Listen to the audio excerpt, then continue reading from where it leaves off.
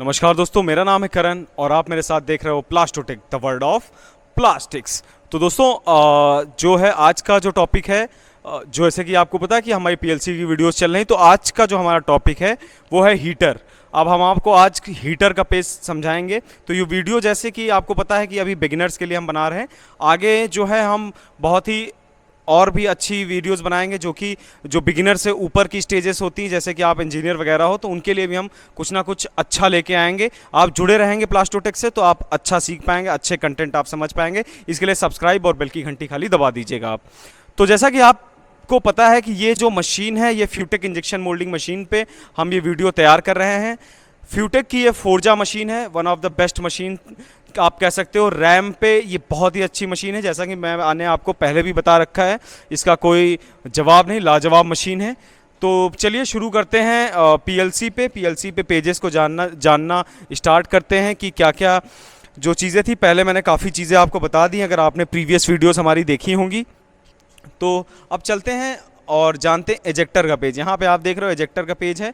मैंने ऐसे बस इसको क्लिक किया, डायरेक्ट जो है एजेक्टर का पेज खुला। अब जो है हमको इस वीडियो में जानना हीटिंग, तो हम हीटिंग का पेज खोल लेते हैं, क्योंकि एजेक्टर का पेज हमने प्रीवियस वीडियो में आपको बताया था। तो अब जो है हीटिंग का पेज है। हीटिंग जो है एक इम्पॉर्टेंट चीज़ है, तो समझते हैं पहले कि हीटिंग के अंतर्गत क्या क्या चीज़ें आती हैं। तो हीटिंग में आप देख सकते हो कि आपको कई चीज़ें मिलेंगी, जैसे कि यहाँ से आप शुरू करते हैं। यहाँ देखिए T0 मतलब जोन जो है, ये ज़ीरो जोन है, यहाँ का टेम्परेचर बताएगा आपको। T1 जो है फर्स्ट जोन का, सेकंड जोन का, थर्ड जोन का, फोर्थ जोन का। जोन मतलब होता है कि ये जो बैरल, इसको कई भागों में बांटा गया है, तो उसको जोन बता दिया गया, अलग अलग नाम दे दिया गया कि ये अलग अलग जोन्स हैं। तो यहाँ पे क्या होता है, आइए इस पे एक बार देख लेते हैं, जोन समझ लेते हैं कैसे बांटा गया। जैसे कि ये आपका पूरा बैरल है, तो जैसे ये एरिया जो है ये T0 है, मतलब यहाँ पे जो है T0 जोन रखा गया है, T1 जोन रखा गया, T2 जोन रखा गया है। इसको आप उठा भी सकते हैं। यहाँ पे आगे आप देखोगे सबसे आगे का जो सेक्शन है वो T0 जोन है। फिर T1 जोन रखा गया, T2 जोन रखा गया, T3 जोन रखा गया, T4 जोन रखा गया, T5 जोन। इस तरीके से इसको जोन्स में बांटा गया है।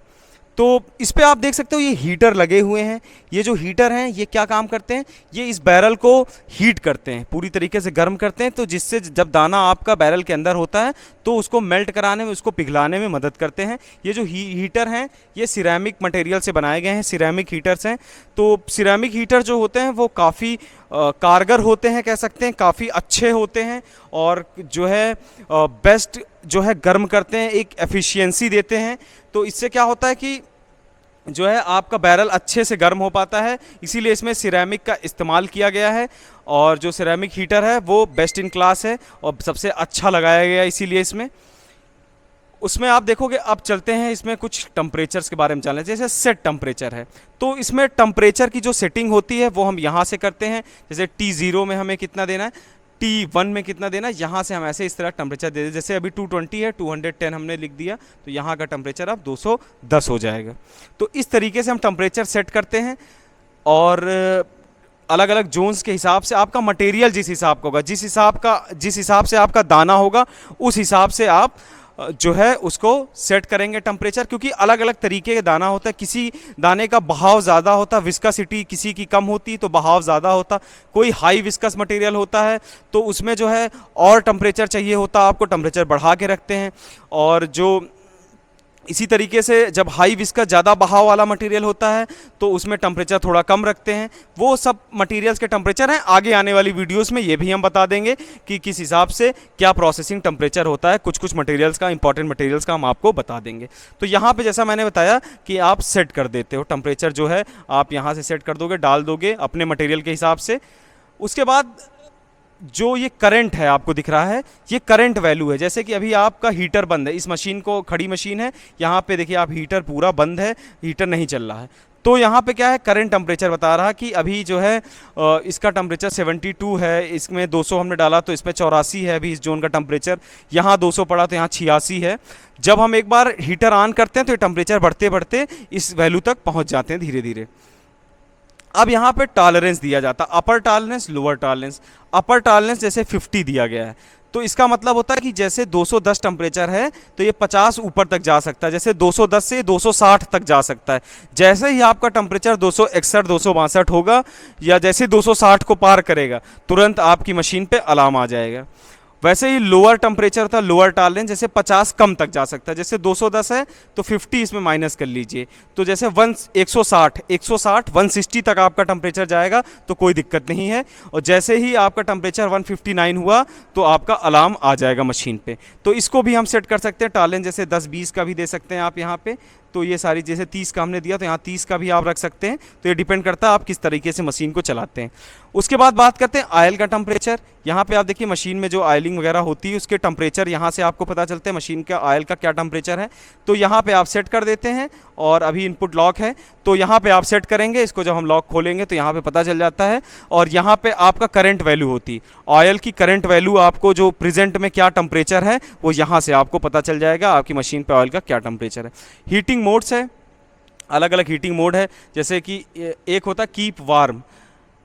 कीप वार्म का मतलब होता है कि जैसे कि आप मशीन को आपने थोड़ी देर के लिए स्टैंड बाई मोड पे रख दिया कि मतलब अभी नहीं चलाना है, तो आप कीप वार्म टेम्परेचर चालू कर देते हो, जिसमें आपका टेम्परेचर जो है वो 40-50 गिर के मेंटेन रहता है। मतलब कि आप जब दोबारा मशीन चलाओगे तो आपको ज़्यादा देर मतलब आधे घंटे 2 घंटे नहीं देना है टेम्परेचर को पूरा करने के लिए, सिर्फ 5 मिनट के अंदर या 10 मिनट के अंदर आपका टेम्परेचर वापस हो जाएगा और वापस आप प्रोसेसिंग कर पाओगे। अब जैसे यहाँ पे ग्राफ होते हैं, ग्राफ के अंदर आपको पता चल जाता है बहुत सारी चीज़ें हैं। ये देखिए अलग अलग जोन है, T0 T1 T2 T3, तो सबके टेम्परेचर हैं। यहाँ पे आप जो सेट वैल्यू रखते हो, जैसे 200 आपने सेट वैल्यू है, कितना आपने सेट रखा हर जोन का, और उसके बाद जो यहाँ पे आपको जितना भी वैल्यू आ रहा है वो आपको मेंशन हो जाता है यहाँ से। तो इस तरीके से ग्राफ है। ग्राफ के बारे में और डिटेल में हम समझेंगे, जब ग्राफ्स के बारे में समझेंगे तो हर पेज का एक ग्राफ हम समझेंगे, क्योंकि डिटेल में जानना ज़रूरी होता तो हम सारे ग्राफ आपको एक साथ बता देंगे, हर पेज पे जो जो ग्राफ आते हैं क्या क्या चीज़ें हैं ग्राफ के अंदर।